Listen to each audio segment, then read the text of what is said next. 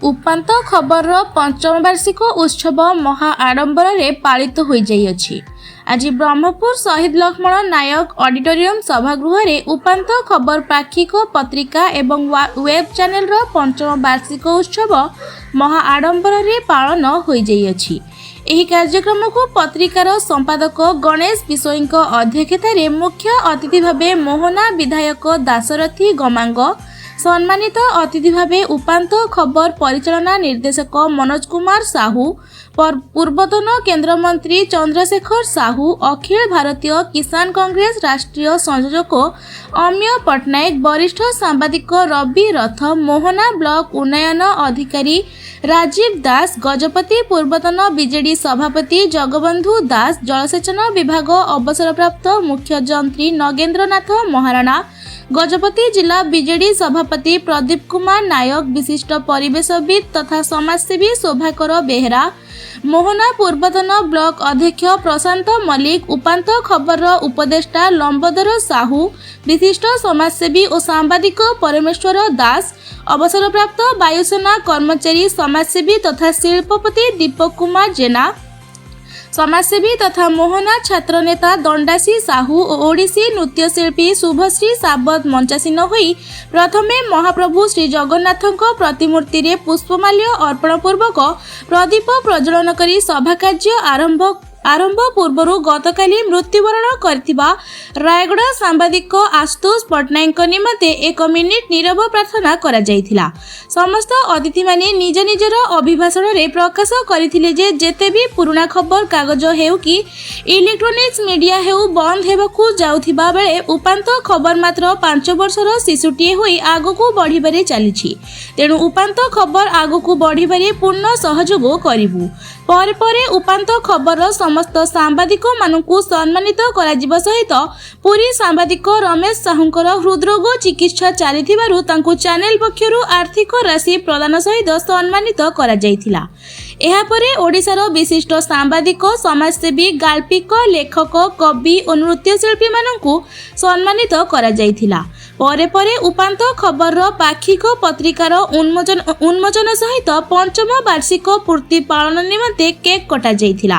सर्वशेष सांस्कृतिक कार्यक्रम परिवेषण सहित प्रीतिभोजन आयोजन करा जायथिला। समस्ते प्रीतिभोजन करी कार्यक्रम को समापन करथिले।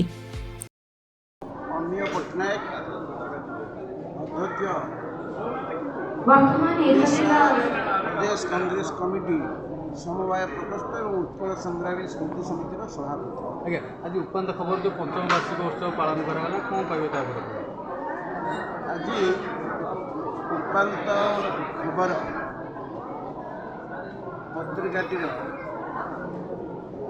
पंचम वार्षिक शिव नक्षत्र उत्सव वार्षिक उत्सव सत्यर अनुसंधान प्रतिष्ठित यही संवादपत्रटी सारा राज्य रे पाठक पाठिका मानक अनेक उपादेयपूर्ण तथ्य जोगे आसुछि। अनेक सत्य खबर प्रकाशित होगा द्वारा समाजर बहु परिवर्तन होउछि, जोटी समाज संस्कार होउछि एवं विशेष भाव में संपादक जी श्रीयुक्त गणेश बिशोई एवं परिचालना निर्देशक श्रीयुक्त मनोज साहू तांको प्रत्यक्ष तत्वावधान 30टी जिलार प्रतिनिधि मानक नहीं क्षुद्र पत्रिकाटी आज समग्र राज्य में चर्चार विषय होइछि।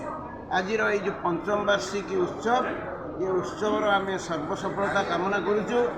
विभिन्न राजनैतिक दलर नेतृवृंद ठारू विभिन्न समाजसेवी, संस्कृति प्रेमी, सांबादिक, विभिन्न वर्गर व्यक्तिविशेष बहु अनुष्ठान समस्त आज जड़ित हो ब्रह्मपुर ऐतिहासिक सहर में जो भली एक पत्रिकाटीर वार्ता सिंचन करिसेंती ताहा समग्र राज्यवासी को निश्चित भाव में एक सुजोग एक वार्ता ये में केवल पत्रिका ना यूट्यूब भी अच्छी वेब चैनल अच्छी ये एक दुखर विषय सकाल 7 रात 10 पर्यंत यूट्यूब चैनल सांबादिक दुरुपयोग सबु क्षेत्र में कार्य करुला बेले किंतु बड़ बड़ कार्यक्रम से पास फंड दिखाई पारे सूचना लोक संपर्क गला आईन क्लियर ना देखो आज नहीं देखो आजिकल